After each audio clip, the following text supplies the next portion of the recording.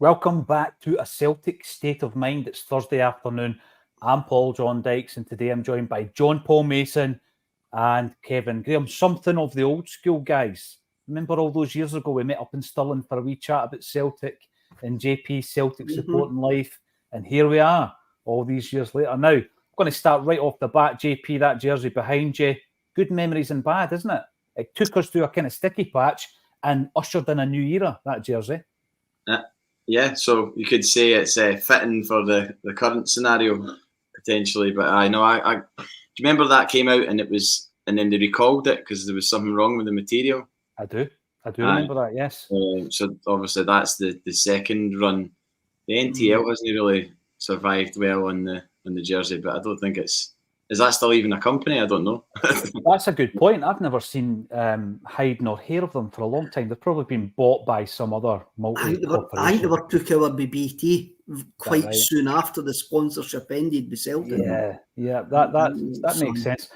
But it takes us from the dark old days of Io Berkovic and then takes us into the Martin O'Neill era, Kev, and we were away, the blessed Martin. Can I just say, yes, I have been banging on about this all week, but no wonder what a night it was, JP. And by your question itself, before it even got an answer, was getting applause in the room. Brilliant. Good night, wasn't it? It was brilliant. I have to be honest. I when you've done something like that with him already, you do wonder like if it's just going to be the same again. But it definitely wasn't. Like I don't know if you'd been gone proper Columbo with your questioning, but like it wasn't the same. It wasn't the same material we were covering. Like that story told about John Robertson in the Cologne game was. I mean, has that been spoken about? I've not seen every single podcast. He's not mentioned that. No. I mean, like, has it been mentioned like this week or anything like that? Like, no, it hasn't. It hasn't, JP. But I felt it was just emotionally filled when he was telling that story, wasn't it? It was incredible.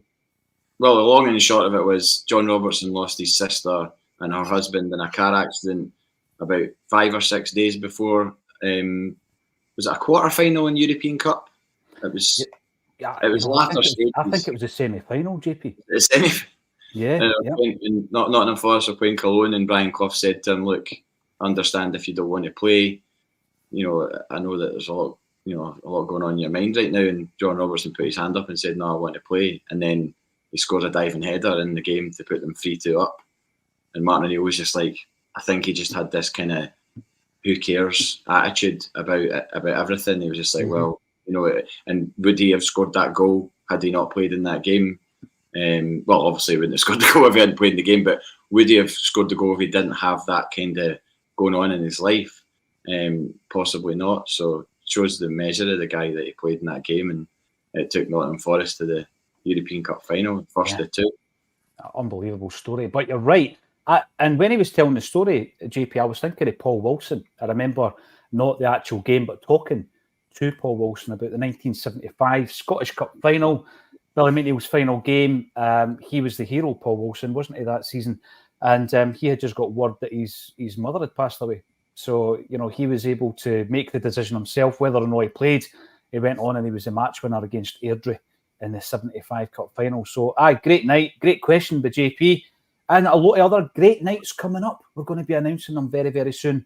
Maybe at the end of this week, in actual fact. And there's a few comments coming in already, Kevin Graham, around the running tagline. Does Brendan have the players and the moves to win this title fight? Paul McLean comes in and says, indeed he does. And but Jap Stam hasn't aged well. And of course, Paul, you're talking about the thumbnail that we've used. I was just saying to Kev and JP, I am officially addicted to AI graphic generation. So there's going to be a lot more of that kind of thing coming. Kev, if you're Brendan Rodgers and you're looking at that squad, first and foremost, let's talk about the players. Brendan must be looking at that squad and thinking he does have the players to win this title fight, I would suggest. What's your thoughts on that, Kev? Two things before I get to that. NTL changed their name to Virgin Media in 2007. Somebody's telling you in the comments, so there we go. The kit, JP's kit there, was changed in the 2001 season on St Patrick's Day. They released the new kit that we won the treble in. Yep. Right. So midway through the season. That's the last time I can ever remember a kit apart from the Seville season being changed during the season. So we wore that. So we wore that in the 6-2 game. Then when we humped them 3-0 at Ibrox, we were wearing a different kit in the exact same season. And it's the kit with the white panels under the arms, if I'm right. Underneath, Yeah. You've read the Celtic jersey, Kev, haven't you? I've got it. You've looked at the pictures, right? That reminds me, by the way, the best review I've ever had about that book, right, on Amazon, and it was a verified purchase, so whoever bought it has got the right to review the thing. He says it was made out to be a history book. It's full of pictures. It's a photographic history of the Celtic jersey, and this guy's moaning that there's too many photos. Kev, we're in a world, we're in a society now where no matter what happens, you're going to moan about it, aren't you? No, you specifically. Especially me. Well, Rodgers needs to believe that he's got the squad to get him over the line, because it doesn't matter what I say, what you say, what JP says. He's made certain decisions all season that we all agree or disagree with or agree with him, and he's not going to change now. Nothing's going to change now. So he's got to believe that squad can get him over the line. He's got to believe that whatever he does can get us over the line as well. And he seems quite relaxed about it. He seems almost jovial about it, where you could probably say that other managers are kind of losing their heads a wee bit by bringing up. What I have noticed, I've had to buy a paper the last couple of days, because see how you've been talking about the old guys getting their rolls and walking down the road with their papers and all of that. Your dad's one of them. Obviously, my dad's in the hospital at the moment, so he likes a paper. So I have to take a paper in, And every single day that I've bought a paper, there's always been a Rangers good news story on the back page. It's kind of scary how obvious it is when you haven't bought a paper in 20 odd years. Then when you actually see, instead of the Matt O'Reilly story being on the back page, it was Tavernier talking about how he's going to note back the fake money for Saudi and he's going to stay there. Then the following day, it's about Jack Butland saying he wants to stay and help Rangers win things and that. How obvious is this? Then right up at the wee corner bit, you've got the story about Matt O'Reilly no committing to Celtic when he doesn't say such a thing. He just says that he's concentrating on the end of the season. I went, how obvious is absolute this? So Rodgers is kind of blanked all of that out, He has blanked all of that out, and I think the squad are kind of blanked out for it as well. So, we've got to try and get over the line, and he's got to believe that he's got the squad to get over the line, no matter how many doubts that we've got to get over the line. I'm going to use an example, Kev, right? Because you've said something that I've already mentioned this week, and that's around the fact that we've got the personnel that we're going to have to run with. But JP, here's the thing, right? Because the example that we were talking about was Liam Scales. And we're talking about, right, you know what? He's divided opinion all season. It's not a new thing. But I think the level of criticism has gone up a few notches in the last few weeks. If you were to read James McKenzie's post-match, he had Liam Scales as one of the best players on the park. And that just shows you how he divides opinion, that player. But I was of the view, JP, that he's not going to change it now, because I don't think that we've got someone in the squad that you can rely on to step in and do better. Now, the obvious one is Novroshke, but I think there's a debate to be had. Has he proven himself over a period of time to be able to do that? There's obviously something holding Brendan Rodgers back from throwing him in. There is an example of him doing it recently, though, and that's with Jamesy Forrest. Slightly different in that Forrest has got quite a lot of credit in the bank, obviously. JP, do you subscribe to the fact that we're just going to have to run with what we've got? Or do you think there's any area of that team that you can tinker with? I mean, I'm still thinking the wings, and I'm leading into a discussion around Lewis Palmer. I got a good email just to say, listen, you know what? Palmer's been kind of lumped in with Yang. Whenever we're talking about wingers, it's Yang and Palmer. And it's like they've not worked out almost as a double act. But actually, if you separate them, Palmer's data would suggest otherwise. He's just maybe not playing well just now. Do you think there are changes, JP, that Brendan can make to inject some life into areas of the team like James Forrest has done? Well, I think the James Forrest inclusion was based on the fact that he wasn't really getting out of Yang or Palmer what he wants. I mean, Yang started against Aberdeen at Hampden, and I did not go too hard on him because I didn't think the team played well in the first half as a whole. So kind of unfair to just single him out. But the rest of the team had the potential to sort of play their way out of that bad first half.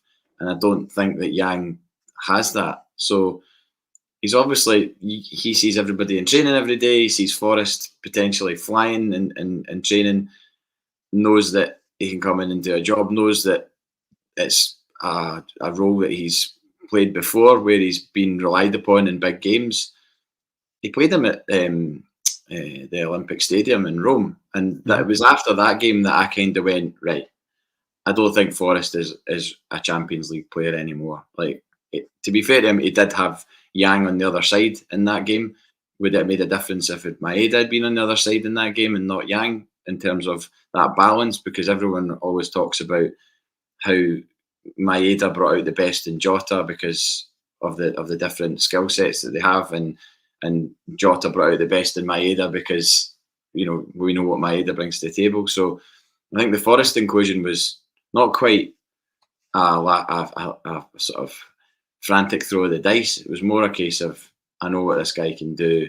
I've seen him do it in training.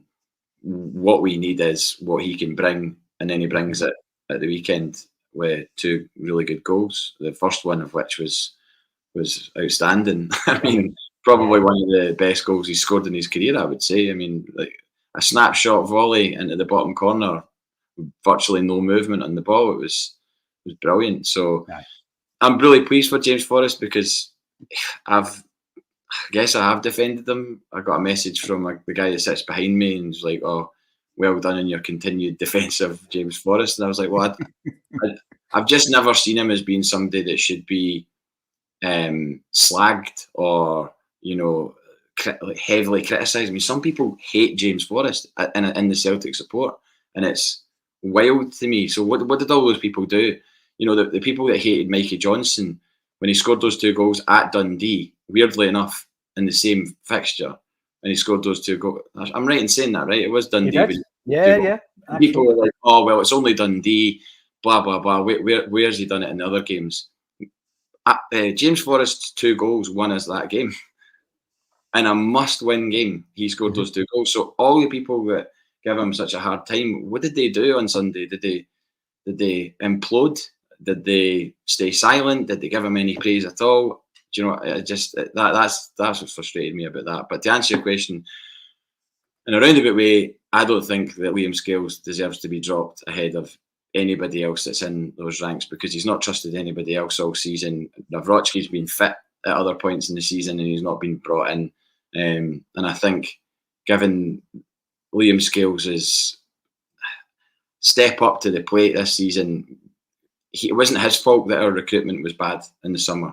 He was just asked to play. Rodgers trusted him straight away, was talking about him fondly in one of the pre-season friendlies, and you had an idea at that point that Liam Scales was going to feature this season, not to the extent of playing in every single Champions League game and pretty much every single domestic game as well, which is why when I was asked on Sunday, who's your player of the season, I said there's a strong argument for Liam Scales. Now, that'll be completely ridiculed by some people who hate Liam Scales, or not hate him, but like think he's an absolute calamity and everything else. But the guy's been there through the thick and thin of it all season.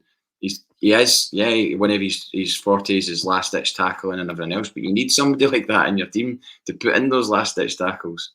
I would really, really love an Alan Morrison style assessment of Liam Scales' contribution to this season at the end of the season. And if he's got a league winner's medal in his hand, then he's contributed more than most to a successful season if we were to have it.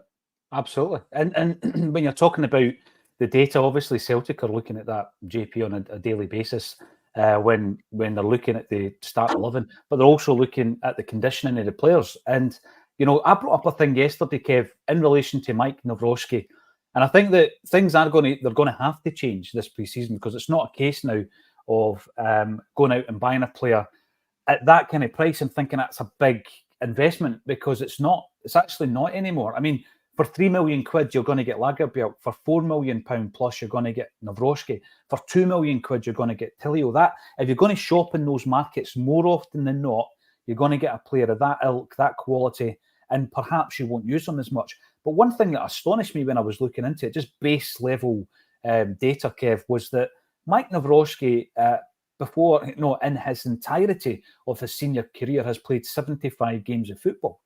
Now, he's not 19. He's 23 years of age. He's not played a lot of football. And then you look at somebody like Liam Scales, who, he's having one of those seasons where if you had said at the beginning of the season, Liam Scales was going to play nearly 50 games for Celtic this season, no one would have believed that. Nobody would have believed that, right? We've brought in a guy at 4.3 million. He's barely kicked a ball, Kev. But I think it's a double kind of point I'm making here. The first one is, I think I agree with JP in that Liam Scales deserves his place. I wouldn't be dropping him. I think to drop him's a bigger risk. And actually, if Brendan Rodgers was to drop him, he'd probably play Stephen Welsh anyway, going by previous games where Scales wasn't available. But the second point I'm making, Kevin, this is something that we're going to be taking into the pre-season here in the summer transfer window, is that, we've been conditioned into thinking that 4.3 is a big money buy for Celtic now. It gets you nothing. It actually does not get you the quality that you need, Kev. Right, I've changed my mic, so hopefully it's a bit better. Aye, it was just a wee bit scratchy, Kev. We like to try and, a bit like Brendan, we try to bring quality to the table. Aye. Bottom line, I've criticised Scales. I'm not going to go back. I was very, very harsh on him after the semi-final, and I'm not going to go back on that. I thought he had a poor game at the semi-final, and I thought that he's going to get targeted for now at the end of the season. But the bottom line is, if we had paid £4.3 million for Liam Scales at the start of the season, we would be raving about him, and we would be talking about his dip in form now is a dip in form of a new signing coming in who's just adjusting to the Scottish game. That's it, bottom line. Nobody would argue about it. But the thing is Liam Scales, he was nearly out the door. There is a sort of narrative already about Liam Scales that nobody's going to change. But if we had signed him in the summer for £4 million, we would have been saying it was a great signing. Money well spent. Do you agree with us, JP? If we had signed Leo Scalacci and he was £4.3 million, would we be sitting here going, that was a good bit of business? I don't think everybody would, because obviously there has been moments where he has looked a bit shaky. There's no doubts about that. But you've got to remember, this is the first time he's been through the course and distance in a season with a team, a club as big as Celtic going for a title with a lot of money on the line. Mm-hmm. And he's the guy at the back that's got to make the tackles and stop goals. And it doesn't help when you get folk like Palmer giving away the ball to allow those crosses to come in. I don't know what's going on with him, but I don't know if he's alluded to something maybe in his personal life. And if that's the case, then you don't know what's going on behind closed doors. But I think if Liam Scales was an Italian young under-21 player or whatever, you've got to look at the fact that he's been trusted by a manager with the experience of Brendan Rodgers throughout this season in big games, Champions League games, and that's the kind of bottom line in it. And I think the fact that he's still here and still played on Sunday, is a mark of the fact that he's been trusted. And if you've got the trust of a manager like Brendan Rodgers, that says quite a lot about you as a player and a character and a person, because he doesn't suffer poor personalities at all. You've seen it in the past. You've seen it this season. I don't think he would. I don't think he would play Scales out of some sort of flawed kind of reliance or whatever. It's because he trusts him. And some people say this about the new signings, Kev. 7.5 million making a point by playing Liam Scales. I don't buy that, because you can lose your job by making a point, against the recruitment team or the board. I don't buy that. So I just don't think he rates the other two guys. I wouldn't put it past Rodgers to make a point like that, because I think he made the point with Boyata before, and that I think he's got previous the doing that. But I completely agree with JP. The bottom line is, no matter Liam Scales' ability going forward and what Brendan Rodgers thinks about Liam Scales' ability going forward, because we don't know yet. We don't know what's going to happen in the summer. At the moment, there's two centre halves that Brendan Rodgers absolutely trusts this guy, and there's nothing we can do about it. And yes, we can say Narovsky hasn't done enough. We haven't seen enough of him. That's because Rodgers trusts Scales. Yeah. We can't say about Lagerby Elker because we haven't got a clue what he's absolutely done. Did he eat Brendan Rodgers Cocoa Pops or something like that? We haven't got a clue. And Stephen Welsh. I've just got a vision of the breakfast time at Lerwickstown there, and it's the Variety 7-pack. That would have annoyed me, JP, if somebody took the Cocoa Pops, because you're always left with the Rice Krispies, right? So I would have been after the Ricicles, but they didn't exist anymore. Ricicles but they were like Rice Krispies with sugar, right? Right. Old school, absolutely. Stop them. Right, we've got to the bottom of why Lagerbielk's not playing. Well done, Kev. But we don't know. Like we know what's going to happen. We know what's going to happen Saturday, and we know what's going to happen the following Saturday.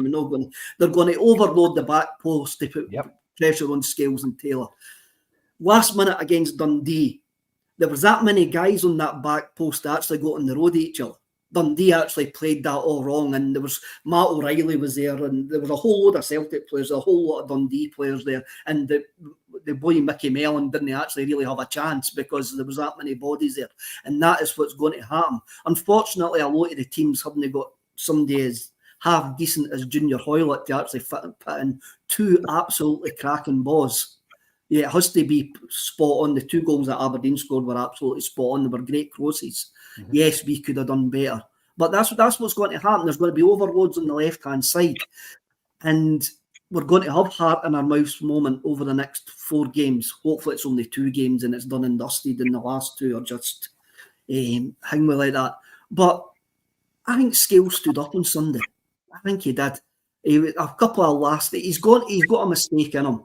He's got a slack pass in him. He's not comfortable taking the ball forward. He's got all these failings, but we can't change nothing. The manager trusts him. And the manager's putting his reputation on the line by playing Liam Scales. And Liam Scales is doing something that I've never done. So I can't be too harsh on the guy, even though I have been previously. Even though I have been like complete and utterly previously. No, but Kev, I think that's what happens when you're a football fan watching your team. You know, you criticise players if they don't play, but I don't think there's a problem with that. And there's been periods of this season where criticism's been merited. But I think the issue we've got is Brendan Rodgers doesn't have someone, like you say, that he can trust to bring in. Otherwise, Scales might have been dropped at some point.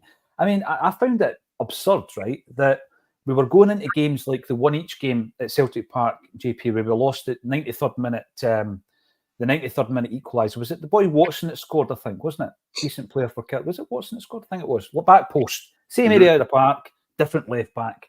And it was Bernabe. And at that point, Bernabe was getting, in the squads. He's on the bench. He played in that. He was on the park when that goal was scored, right? And now he's gone. Banished. He's sitting on a bench somewhere in Brazil. JP, you mentioned earlier on about Palma. I'm not aware why would we be in, and we probably shouldn't be, of any personal issues off the park. We just think about... It was from an Instagram. It was from an Instagram post or something like that, yeah. Yeah, and the thing with Palma is, and I'm bringing this in because an Acsom viewer, who's a long-time viewer actually on A Celtic State of Mind, emailed us just to say, listen, I'm not really using the socials at the moment, but here's a wee point to consider on Palma. So we're jumping into the kind of wings here, because I do think that as much as Kevin's right, the defence, the back five's not going to change if they're fit. That's your back five for the remainder of the fixtures. But on the wings, I think we've got a different scenario entirely, because every so often you're thinking, oh, wait a minute, he's a stick-on. Kuhn started playing well, and then his form dips a bit. You've got to bring in Forrest on the left because Maeda's out. Palma has had periods of this season where he has done the business. He has scored goals. He has created goals. And he's done it in the Champions League as well as domestically. His form dips. You bring in Yang, a couple of wee flashes for Yang, his form. So I think the wings are definitely up for debate. And it comes down, for me, JP, to whoever's on form. So the point that was made by Stephen, a long-time listener to Acsom, was the fact that Yang and Palma are kind of lumped into this rejects or flops category. And every time it's getting discussed, they seem to be lumped in together. And the point that was made is, if you look at Palma, based on his numbers, and I know a lot of people don't like data, but I think when it's as obvious as what I'm about to say, they've got to kind of take notice of it. He's made 38 appearances, he's scored 11 and has had 13 assists. And when you look at his contribution in minutes, he scores or assists every 92. Phenomenal record. For comparison, he's played approximately 800 minutes less than Jota did last season. Yet he's only 2 goals and 1 assist behind Jota's numbers. That's if you look at Abada, he's already overtaken his goal contributions, having made 10 less appearances. Now, Stephen and I certainly are not saying that he's a better player than Jota. Absolutely not. Not saying that at all. But in terms of his goal contribution and his assists, JP, he has contributed this season. He's maybe just not on the best of form. Can he play a part between now and the end of the campaign, do you think? I mean, there's no doubt about it. He's got the ability to do something exceptional, and he has done stuff exceptional this season. But can he do it in the sort of the middle of a really, really pressurised title fight? It's all very well showboating in August, September, and everything else, or October, and then he's got the high of playing in the Champions League. So maybe that was kind of lifting his game in a way that he hadn't lifted it previously. I don't know, totally speculating. But he obviously has got the ability to do something. But so is James Forrest. That's what I've kind of said all along. James Forrest has always possessed the ability. And I'm pretty sure I said months ago that James Forrest would score a crucial goal in this. So it's disrespectful to speak about the way. I knew someone had said it, JP. It was you. You said Forrest was going to do something crucial between the point where you've said it and the end of the season. It was the credit to. It was maybe Jerry said it as well. It was basically, maybe he did, but it was basically to sort of stop this kind of not that it's going to stop it. People are going to think about it the way they want to think about James Forrest, but it just really stuck in my throat the way that people were talking about him. Fair enough if you don't like the guy, but I mean, some of the stuff that's said online about James Forrest is just so disrespectful, so out of order. It's wild to me that you would be a Celtic supporter and say the things that you say about X, Y, and Z player. But I just looking back, talking about Liam Scales again, but just looking back to what I consider to be the true nadir of this season, when I left Celtic Park that day wondering where we were going, and it was when we got beat off Hearts 2-0. And the team that day, and as proof that it's a team that loses a game, not one player loses you the game. If anybody's going back to that game saying that's Liam Scales' fault that we lost that game, then I'm sorry, I don't agree with that. The team that day was Hart, Johnston, Carter Vickers, Scales, Taylor, O'Reilly, McGregor, Turnbull, Johnston, Furuhashi, Palmer. That was the team. That's a strong team on paper. That should be beating Hearts at home. So why did that not happen that day? I don't know. They took 2 chances, and nobody in that ground that day could see us scoring 3. Everybody that I've spoken, but then you go to the Tynecastle game where we start well. Yang gets sent off, an abysmal decision. I still maintain that, despite the fact that there's Hearts fans that will scream at you till they're blue/maroon in the face that it was the right decision and it was a dangerous tackle and blah blah blah. Despite the fact that I think the exact same thing happened in the Rangers game at the weekend with the keeper got a yellow card, which is what barely got a mention, JP. Which is what Rodgers said should have happened to Yang. He was like, right, a yellow card, we move on. A straight red for that, seriously. And then we find out that the penalty that we were given shouldn't have been a penalty, right? Fair enough, it doesn't matter, we missed it anyway. But the fact is that it was also decided that Hearts shouldn't have had a penalty in that game as well, which everybody said, including Rodgers, and he gets hauled up before the Beaks to answer it for his criticism after the game. But I'm sorry, but getting a penalty just before half time when you're one man to the good at home with a partisan crowd behind you is a huge, huge benefit to you. You can point and say, "Oh, well, you shouldn't have had that penalty either," but we didn't take our chance and score that penalty. That's on us, but it's on them that they gave Hearts a penalty before half time, because that goes in 0-0 at half time. In a parallel universe, one of your parallel universes, Kev, where does that second half leave us? Because we weren't in bad shape at 10 men. No. JP, you're completely right. If we get in nothing each half-time, we take something for that game. We do take something for that game. I agree with that. But what really gets me now, these 26 mistakes come out, right? So it says that we shouldn't have got the penalty kick. So why are the 26 guys, and some of them are repeat offenders, still getting games? Exactly. Really good. Why? Why? It's that is a problem. That is a problem there. They've got an independent guy comes out and goes like, he made a mistake. It's all right. We'll give him the Celtic Rangers game next week. He's fine. Yeah. What? What's that about? There's also this thing, Kev, you were talking about, news narratives, mainstream narratives, etc. And I've been told off for using that word too often, but I've not found an alternative yet. So let me know in the comment section if there's a better word to use than narrative. Alan Morrison was going on about, the narrative being that Rangers, have had more wrong decisions against them than any other club. And it just shows you, right, when the data stacks up that Rangers, not only this season, but over a period of time, have benefited more than ever with regards to the decision-making process of Scottish football officials. Yet they're trying to make out, JP, that they've been hard done by because of the VAR decisions. It is absolutely abysmal reporting, but also abysmal refereeing. And Kev's right. And, I've asked this question before. Is there any other league in the world where football fans are at tenterhooks to find out who's going to be actually officiating their games? I mean, I don't know where else in the world that's such a big deal, JP. I know there's leagues that fans are unhappy with the VR and its introduction and how it's been used. But I don't think anybody in European football looks upon the announcement of referees like Scottish football fans and Celtic fans, particularly, JP, because it's a massive part of the outcome of the game. It's a nonsense. It's an absolute nonsense, and it's probably safe money for beating to get the cup final, isn't it?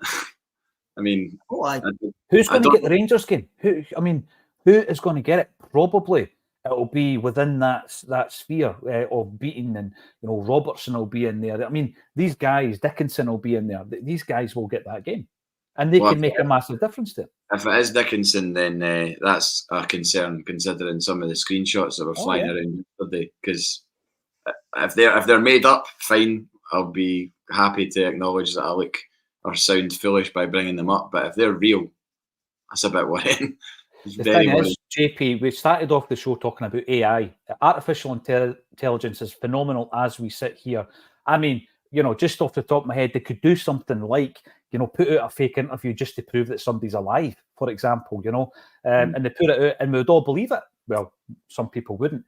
But in relation to the images, right, they're real images. I've counted all their fingers. They've all got 10 fingers and everything, JP. There's no mistakes in the images you're talking about. They can't be then. If the Rangers fans, they can't have 10 fingers. Right, aye. That's a telltale sign. Absolutely, that's a telltale sign. Made up, they're made up. Yep. But no, it's a big concern, and it shouldn't be. And it's going to continually be a concern until they absolutely change the way that Scottish refereeing is approached. And the big thing for me, yes, you can get full-time refs in, etc., but also you can't mark your own homework. And they're going about independent bodies coming in, JP. The SFA marks its own homework in terms of the performance of our officials. The performance of our officials is so bad that UEFA and FIFA don't want to, employ Scottish referees for the big tournaments because they're so bad, and I think that speaks volumes. Jungle Lion, welcome to the show. After watching the Dortmund yellow wall last night, are Celtic missing a trick here? Yeah, I think they are. And I think that this season, JP, we've probably been set back quite a bit, actually, because there were plans, obviously, with Boys, Green Brigade, North Curve to do something similar, and they wanted to showcase it again at the women's games, and they were knocked back. So as brilliant as a spectacle as it is, I don't see it happening in the near future, JP, and I think that's unfortunate. Well, it does look amazing. I watched a bit of the game last night. I watched the snooker and then turned it over for some of the Dortmund game, and there was absolutely incredible sight to see that bouncing after they scored their really good goal against PSG. It's quite mad to think. Has there ever been an all-German European Cup final or Champions League final? Munich, Dortmund, and the last time was at Wembley. Munich won 1-0. I think that was one of Klopp's last games for Dortmund as a manager. Right. What's his face? Wee Baldy boy scored. Iron Robin scored 1-0. Well, it's in the it's in the cards or in the cards that it could be again, couldn't it? It'd be something else, and nobody would have saw that coming at the start of the season. I think everybody had Man City winning it again, which would have been hell on earth for me, to be honest. But I'm delighted that there's going to be potentially a final of that sort. But in regards to the fan thing, I think I'm just glad that the issues were resolved with the Green Brigade and the boys, because that was really, really hampering us in that time period. Yep. Absolutely no doubt about it that was impacting on the atmosphere and motivation for the players. I know people say it shouldn't matter, but I've said it a million times. Guy came up to me at the Martin O'Neill thing last week and said, "You said repeatedly that Rangers won the league because there was no fans in the stadium, and they've not won it since then." So, I mean, if they were that great a side that season, why didn't they swipe us aside the following season? They had a head start when we lost 3 of the first however many games under Ange Postecoglou, and if they were the swashbuckling side that they were supposed to be, where is it? So the guy also, by the way, really nice guy, Jerry, had no idea about the fact that I was a friend or a fan of Frightened Rabbit, and he was like, "Do you think me and my wife, we got into them late?" He was like, "Do you think we'll ever see another band like that again?" I was like, "No, it was lightning in a bottle. Like it was a one-off." So it was really nice to have a conversation with him about that, because it was unexpected. I was just expecting to talk about Celtic, and then he brought up that, and I was like, "Whoa, where'd that come from?" So shout out to Jerry McCabe in Troon. Thing is, though, JP, I was asked this question yesterday around the Celtic State of Mind, and obviously you appeared before the pandemic. Kevin and I were on the very first show back in 2017, but a lot of the audience became aware of us during the lockdown, where people were looking for content and somewhere to go to talk about their specialist subject being Celtic, and it built a wee community online. Now, 10, 15, 20 years ago, making pals online was always kind of viewed with a bit of suspicion. Remember that? You must be weird if you met online, but that's just normal now. And I think during that pandemic and during the lockdown, it was really the intention to do something where people are in the same room again, JP. I mean, you, with your football and your music, double done for yourself. And it's just tremendous now to be able to go out and do an event and do a gig and have a room full of people, and to have that wee look out and just soak it up for a moment that there's 350 plus Celtic fans on that same room out to have a good night. And by the way, the majority of them will only be there because of Acsom and being aware of it through Acsom, but some of them just want to go and see Martin O'Neill. So a tremendous night, and it is great to actually put a face to a name. And thanks to whoever it was I spoke to that said I look younger in real life. I'm going to run with that one. Thank you very much for mentioning that. That's Kev just coughing in the background. Right, Barry Smith, I'm going to bring you in. We should bring refs from English Championship, pay them the cash they are. FIFA refs, just the same as the refs went on strike. Right, just the same as when the refs went on strike. I think it was Lawrence that mentioned that it would be quite easy to have some kind of alliance with a league or a number of leagues whereby you can use the refs. I mean, the Scottish refs throughout the season undertake various different tasks for FIFA, for example, and they'll get flown out here, there, or wherever to do jobs, and then they come back to Scotland. Kev, I think it's great. It's a brilliant, for me, it's a brilliant suggestion. Scottish football won't do it. That's the thing. We don't do change. We don't do things that are innovative. And I have no belief that they're ever going to change the way that referees are appointed, trained, the fact that they're part-time. I don't see it happening, ever. No, I didn't see it happening because our club only pushed for it happening because they're part of the corruption of the Scottish game. The corruption of the Scottish game makes the Celtic board money, and they're quite happy to go along with it, and they're quite happy not to change it because it's a divide and conquer type thing that they use. I mean, you have a look at it. There's no Scottish referees going to the Euros when there used to be loads of Scottish referees in these World Cups all the time. There's not even a Scottish referee in Gladiators. How bad is that? I mean, that is where's your personal kind of ambition there, though? If you're a ref, Kev, right, and you're part of this culture, and we'll come back to the comment you were saying there about corruption, just so that we can clarify what you mean by it. But the culture within Scottish football, the culture within Scottish refs, to do it this way, and if you're doing it that way, it equals you're not actually being rewarded with a big tournament. Surely, as a ref, you want to be rewarded. You want to get that accolade. The reason is they're quite happy to get promoted to do. They get over promoted far too quickly from certain organisations within the SFA. They all come from a small geographic area which has been proved, and it's who you know, and that's how you get promoted. And these guys have probably got no ambition apart from getting a couple of free pint, then get on the steak pie and 500 quid a night speakers tour and talk about the time they didn't give Celtic a penalty because we're uppity takes. We don't do steak pies, by the way, JP. I was going to just throw that in there. That is the height of their ambition. How many referees have you heard now have came out on that steak pie tour that will tell an audience jokes about the time they never gave a penalty against Celtic, or they tell a Celtic player this? That is the height of their ambition. They're not absolutely interested in going anywhere else. And it's the same with the SFA. The SFA have got no ambition.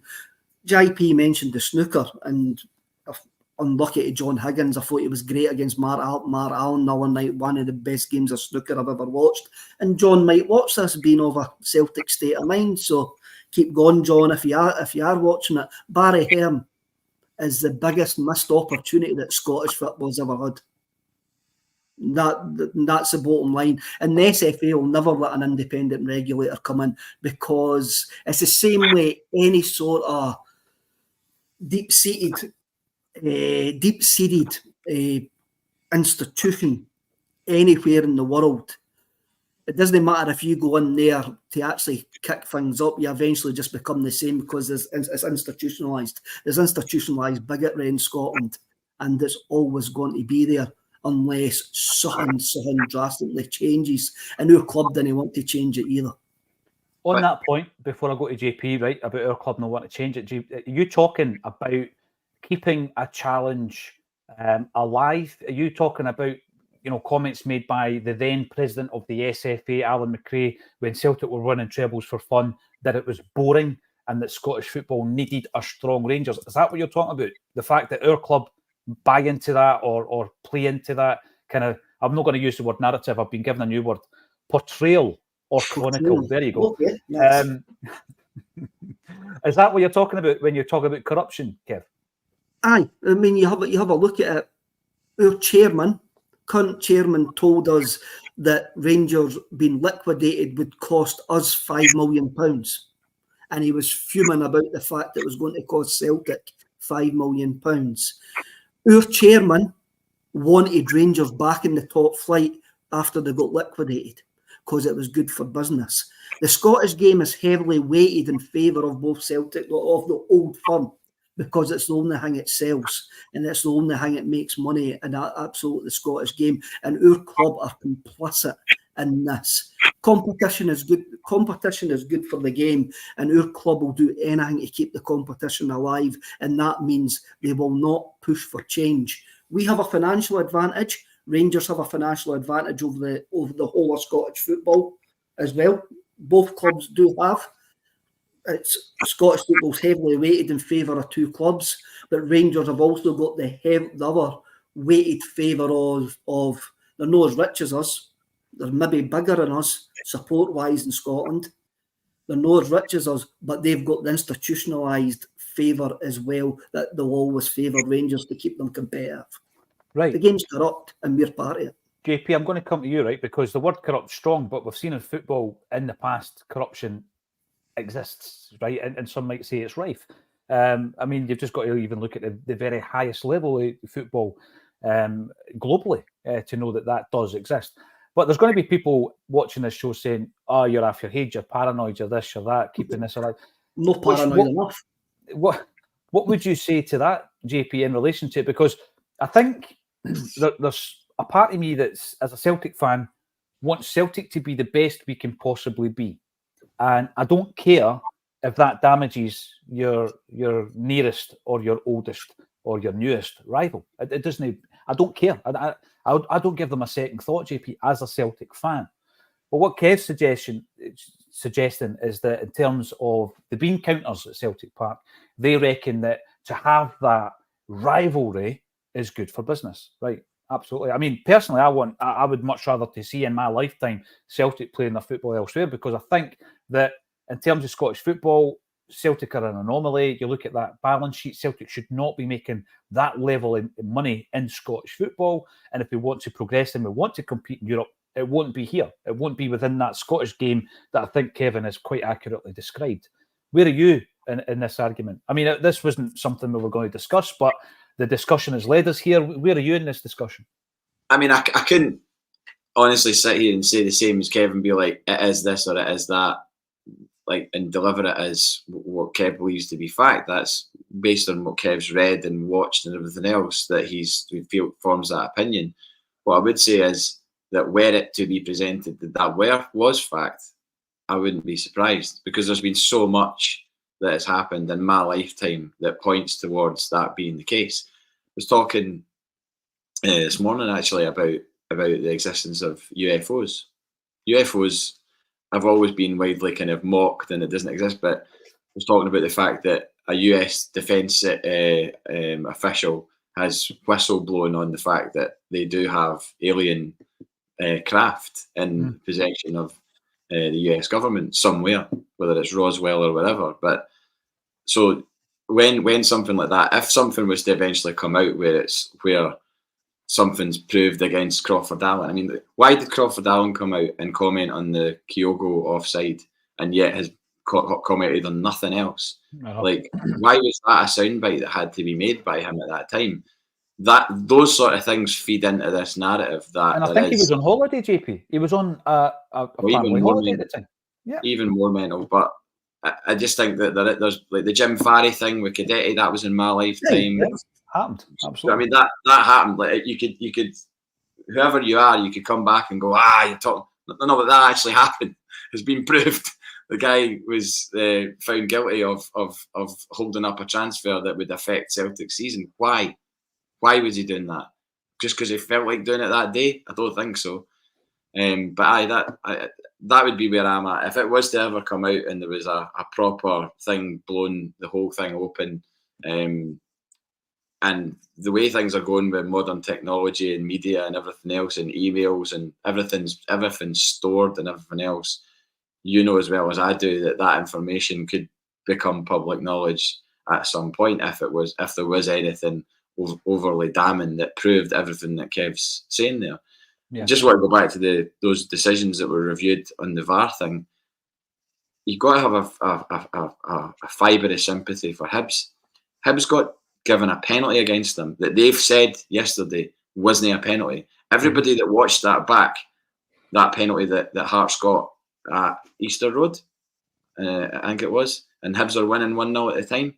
They've missed out in the top 6 by 1 point. Yeah, that's impacted their season massively. And I know Hibs are an absolute bag of frogs this season, and you don't know what you're going to get in terms of a performance out of them. They've fallen off cliffs and then climbed back up and then fallen off the same cliff again.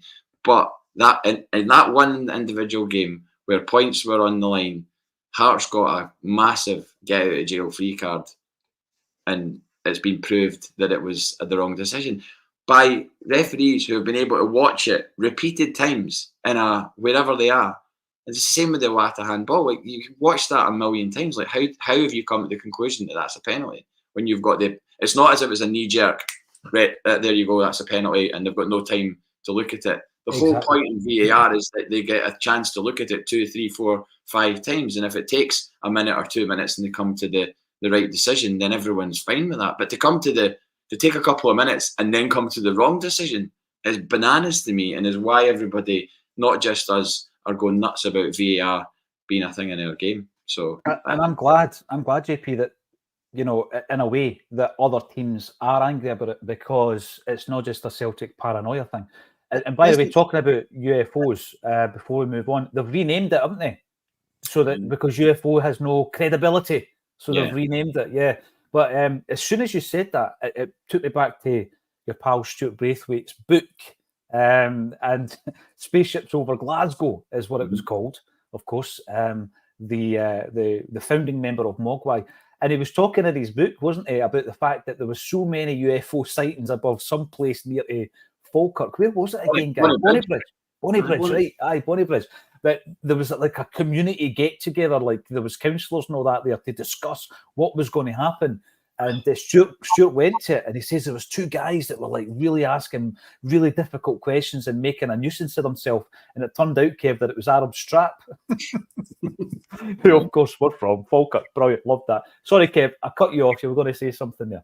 No. What you would talk about, right? We need to be better than the referees, and we can't. When we have had this, decisions and that go against us, but we've got a game on Saturday where VAR could make a massive difference, and I've often wondered if Rodgers, even though he came out and rightly called out beating, and as JP points out, surely his game suspension now must be rescinded because he was proved right. He gets to play on Saturday. There was a financial fine as well, was there not? Am I right in saying that? There was a fine? Oh, I don't know. When Rodgers called out that bad decision, there was a fine, as well as getting taken up to the beaks and all the rest of it. That in fact, Kev, was the day or the week that we used the Dermot Desmond with the flamethrower. And I'm going to use that because I'm going to say to you, at the time leading up to it, we were getting all the word that, we're really going to take this seriously. We're going to pull them over the hot coals over this one. It seemed as though we just accepted it with a whimper. Did you get that impression as well, Kevin? Were we strong enough as a club? No, we got John beaten in the next game, so of course we weren't strong enough. And since we've had them since, and we've already had the start that doesn't book opposition players against Celtic. Yeah, we've already had that's already been proved. So I've often wondered if Rodgers and the lead up to the game against Hearts will be going like that. Didn't give the referee an option, like Alistair Johnson at Ibrox. Blatant dive, still got a penalty kick against them. I'm wondering if the coaching staff are going to the players now. Do not give the referee or VAR an absolute option to give a 50-50 decision or a 40-60 decision or anything like that. We just need to go out there and win the games now. I'm going to borrow Ian's quote. I'm not looking for unicorns for this team anymore. I'm just looking for them to win games of football. And that's what we really need to do on Saturday. Kev, you've given me a title and an AI-generated image for tomorrow's show. Thank you. It's going to involve unicorns. Brilliant. Listen, what I would say, even though everything that we've discussed here is relevant, absolutely, Celtic are in this position at the moment this season, JB, because we've not been good enough. Because we've sold over a period of last season and the pre-season too many good players and we've not replaced them. So our recruitment wasn't good enough. We've not played well enough. As a club, we're falling out with fan groups and we didn't sort it out quickly enough. A lot of what's happened this season and the fact that it's so close this season is down to Celtic. But we're always going to mention the bad officiating because it does contribute. But it's not the sole reason we are where we are, JP. We've had a bad season and a lot of that's been self-induced, hasn't it? Definitely.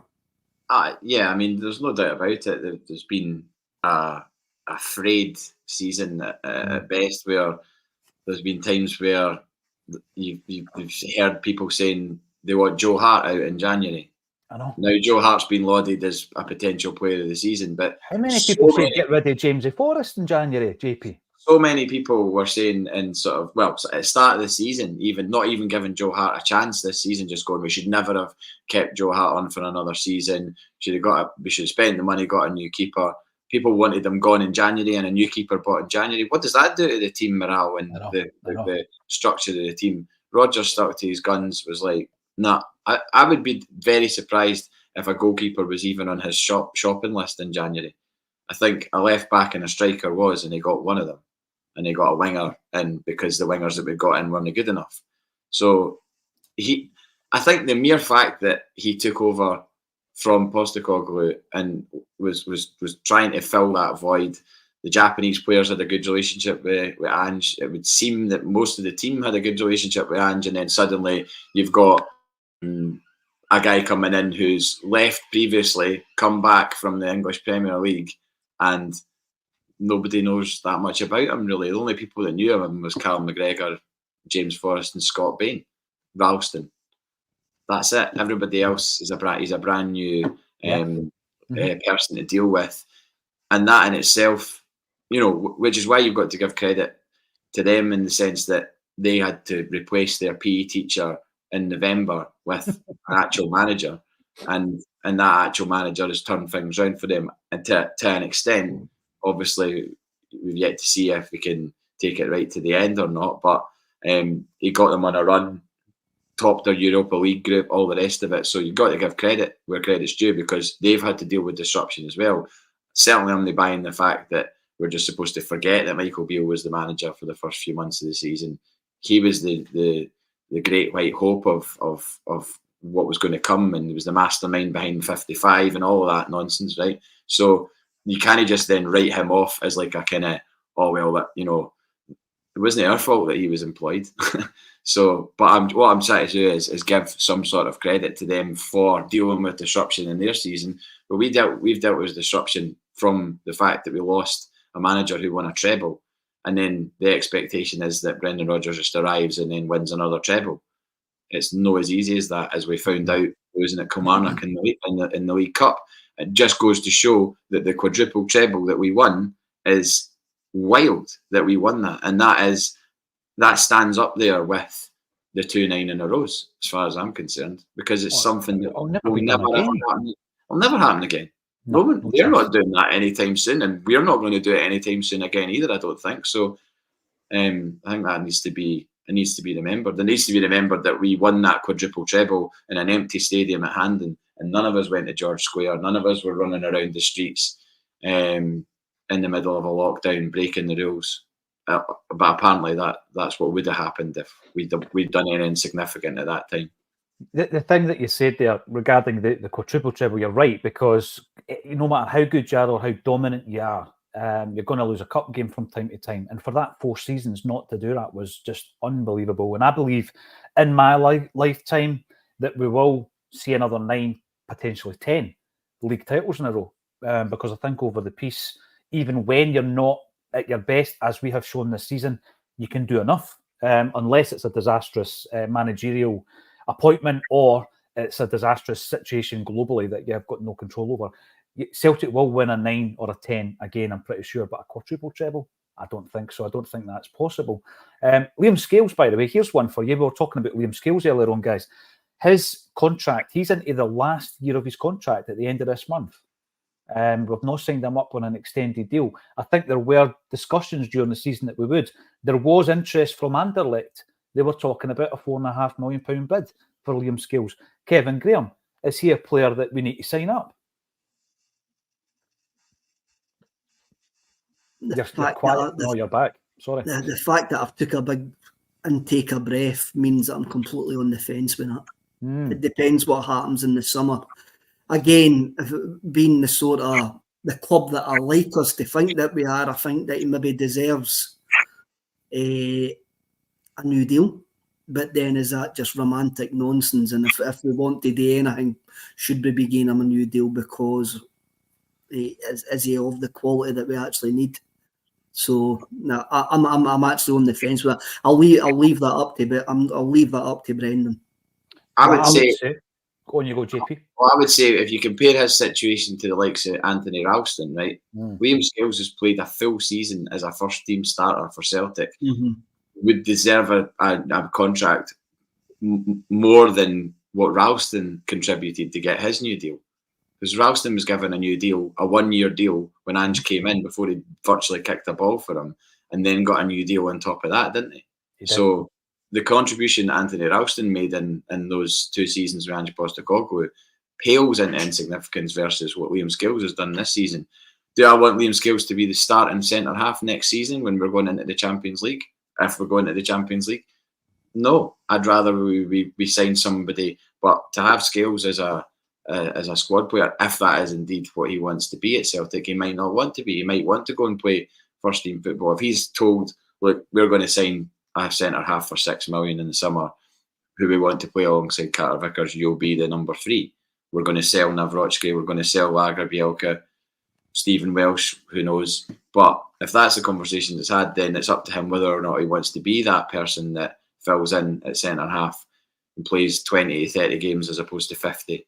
So, but I think he more than deserves a new contract, depending on how Celtic are going to use him come next season.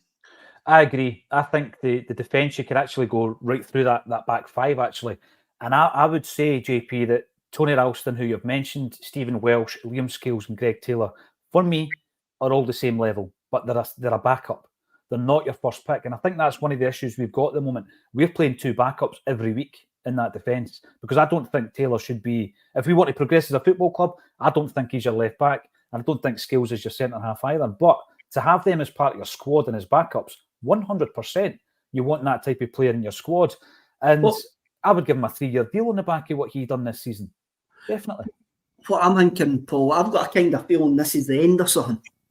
And you've got Scales, you've got Greg Taylor coming to his end of his contract as well. I just feel there's a sort of an end coming. I don't know what it is. I just feel that this side and some of these players have now just been there a bit too long, and it's time to the transitions. The cycle start in the summer. There's a cycle, and I just think it's good. I just think it's coming to an end, and I think that we're just focused on getting to the end of the season though, and seeing where it actually goes. Keeper is massive though, isn't it? Like biggest signing of the season. Biggest signing of the season. Goalie. Because what I was going to say there, coming to an end, Kev, your record of being an unused substitute and Stirling came to an end because Scott Bain has been an unused sub 200 times for Celtic. I still think that's amazing. I don't think Bain is your backup goalie either, incidentally. I think you need a replacement for Joe Hart, and I think you need a backup as well. Whether or not we do that, I do not know. And Scott Bain can get another 50 unused substitute appearances under his belt next season as well. Gentlemen, I will not see you before the Hearts game. Sorry, Kev, on you go. 2 seconds. I just want to give a wee shout out to Kevin Mackin, who has been in hospital for 15 months. Kevin left Stirling 27 years ago to go to Nottingham, and he founded the Pride of Erin CSC in Nottingham. And he came back up to Scotland, and he was the chairman of the Disabled CSC as well. So he's been in hospital for the last 15 months, and he watches Acsom every day. So Kevin, keep the faith, mate, and hopefully Celtic date for you and all yours towards the end of the season. And thanks for watching, mate. 100%, always appreciated. Prediction from you, JP. I know you love them. Hearts at the weekend. Well, as a standalone game, I just want to beat them. I really don't care of the score. I'd love it to be a real demolition job on them, because the way that they lorded it over us after the Tynecastle game still sticks in my throat. I really hope Maeda's back. Don't know who's playing on the right if he plays in the left. How do you drop Forrest after scoring 2 goals like that and from a starting position? I don't know. Maybe a little bit harsh on Kuhn, given that Rodgers commented on the surface at Dundee and said that it affected the way that we played in that game. But I don't really think he could have much complaints if Forrest does start on the right and Maeda starts on the left. Kyogo was a bit off it in the Dundee game, I think. Does that mean Ida starts? I don't know. But ultimately, I just don't see a season where Hearts are taking more than 6 points off us. They've taken 6 points off us so far. It's a huge, huge game at Celtic Park. You've got to think everybody's going to be massively up for it. It will be the last 3 o'clock kickoff, I think, because surely the last game, the St Mirren game, will be 12:30. I've not actually looked. Yes, it is. Yes, it is, because I'm in Dunoon the night before it, and it's going to be an early departure to get back to Glasgow. There you go then. So it's the last 3 o'clock kickoff of the season. What's the next game? It is, because the next game after that's Rangers, and then you've got Kilmarnock away on the Wednesday night. So last 3 o'clock game, you just want everybody to be up and at it behind the team, and you've got to think that the team are hugely motivated after the results against Hearts this season. I mean, all you need to do is show them both those games back to back and be like, right, go out and right that wrong. And definitely. And let's not make Stephen Naismith out to be some sort of Guardiola incarnate or something, because he's I know. from it, as he's proved, and they've rode their luck this season massively. And in that week they got 2 VAR decisions that impacted massively in their games against Hibs and against us. And so we're playing against VAR as well.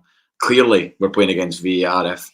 If that information's getting put out like it was yesterday, and they're making mistakes on that level in games that matter, then we've got them to contend with on Saturday as well. But hopefully, like Kev said, don't give them any reason to err on the side of a 40-60 or anything like that. Just play the football that we know we can play, and we should beat them. Yeah, score 3 goals to make sure you don't drop in. James Curran, before I come to you, Kev, stuff out Shankland. Do not allow him snuff. That's it. Snuff out Shankland. Don't allow him to get any part of the play, and it's checkmate on the day. Nice to see that, James. Checkmate. Kev, what about yourself? I don't think we'll play well, but I think we'll win. I think it's for the I'm not expecting any ripping up trees performances. I think it'll be nervy, but I think we will actually win. And when we look back on it on Monday or Tuesday, or if you rewatch it, it'll probably be more comfortable than I'm going to put my neck on the line. We're going to absolutely hammer them, and we're going to beat them 4-0. There you go, gentlemen. Thanks everybody for getting involved. 1300 short, strong on the live stream. Thanks everybody. If you're watching on Instagram, I know it's lonely over there at the moment. Big shout out to Reach Out, Keen Dip, and Come On the Hoops Celtic, who were watching us live on the old Instagram as well. We will grow that audience, I'm pretty sure.